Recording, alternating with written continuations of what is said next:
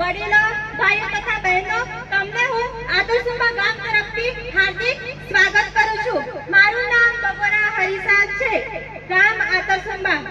જોહાર સાથીઓ, આપણે ગઈ સાલ બી આ ઉત્સવ ઉજવ્યો હતો, ત્યારે બી પરિચય જોયો હતો, પણ અમુક માણસો તો ભૂલી ગયા છે, કારણ કે ફલાણા વક્તા આયા હતા, ફલાણું કહીને જતા રહ્યા હતા. પણ હું ફરી પરિચય તમને આપવા જઈ રહી છું. તમે તો શાંતિથી સાંભળજો. રાણા પુંજા એ આપણા એક ભીલ આદિવાસી સમાજના એક મહારાજા હતા, જેમનો જન્મ 5 ઓક્ટોબર 1576 ની અંદર મેવાડ પ્રદેશના મેરપુરની અંદર થયો હતો.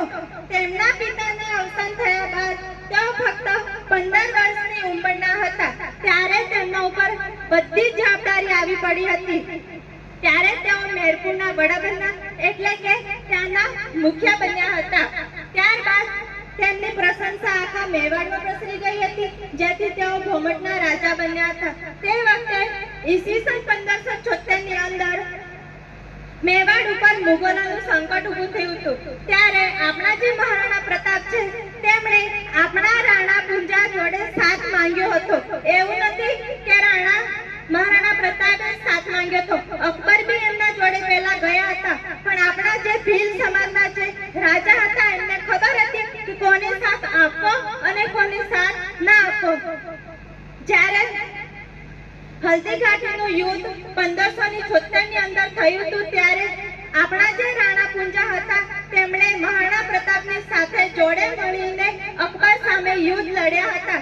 જ્યારે સંકટ ઊભું થયું, ત્યારે મહારાણા પ્રતાપને જોડે મળી એમની પોતાની પૂરી તાકાત લગાવીને મેવાડની રક્ષા કરી હતી.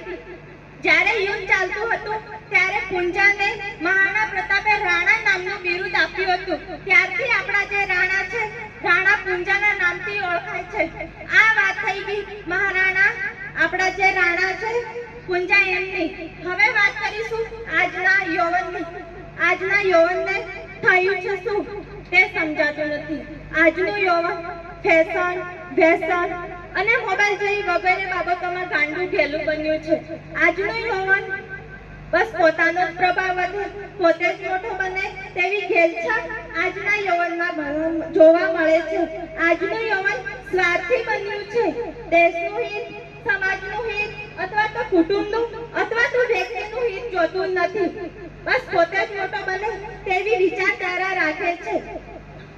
જોવા જઈએ તો આજનું યૌવન આપણા દેશનું સાચું ધન છે, છતાં પણ આજના યૌવનને થયું છે શું? ફેશન એટલે કે એક જાતનું વ્યસન, જે આજનો યુવા વર્ગ ડ્રગ્સ, કોકેઇન, સ્મગલિંગ જેવી પ્રવૃત્તિ કરે છે, દેશની અધોગતિ કરે છે. દિવસે ને દિવસે ઉંમર ઘટવા પાછળ જવાબદાર પરિબળ એક વ્યસન છે, જે યુવાન મોજશોખ તરીકે કરે છે, અને તેના લીધે મનોવિકૃતિ વધતા આજનો યુવા વર્ગ પોતાનું જીવન નિરાશાથી ટૂંકાવી દે છે. ત્યારબાદ સિગરેટ તો એવી રીતના ફૂંકે છે કે એના માટે તો સ્પેશિયલી એક ફેશન જ છે. સિગરેટ હાથમાં લીધી, ફૂંકી, ફેંકી, અને ધુમાડો તો એવી રીતના કાઢશે કે અમે કંઈક છીએ, પણ આવું ના રાખશો. ત્યારબાદ જોવા જઈએ તો વર્તમાન સમયમાં ફેસબુક છે, ઇન્સ્ટાગ્રામ છે, ટ્વિટર છે કે કઈ બી હોય, તો તેના લીધે માણસ સામાજિક જીવન જીવી શકતો નથી. ફક્ત મોજશોખ અને ભૌતિક સુખમાં જીવન જીવે છે. ત્યારબાદ જોવા જઈએ તો આજનો યુવાન એ ફક્ત મોબાઈલને હાથમાં રાખતો થયો છે. દરેક સમસ્યાનો ઉકેલ મોબાઈલમાં જોવે છે. પુસ્તકોને દૂર રાખે છે. પુસ્તકો એટલે કે આજે લાઇબ્રેરીઓ સૂની પડી છે. આજનું યૌવન પ્રેમમાં ગાંડું ગેલું બન્યું છે. ત્યારે એવું લાગે છે આજનું યૌવન ક્યાં જશે, ક્યાં અટકશે તે કઈ નક્કી નથી. વિકાસ કહીએ તો કોનો વિકાસ? માનવીનો, દેશનો કે સ્વાર્થનો? તેનો કઈ ખ્યાલ આવતો નથી. પરિણામની ચિંતા નથી, ભવિષ્યનો વિચાર નથી. જય જોહાર, જય સેવા, જય આદિવાસી. અસ્તુ.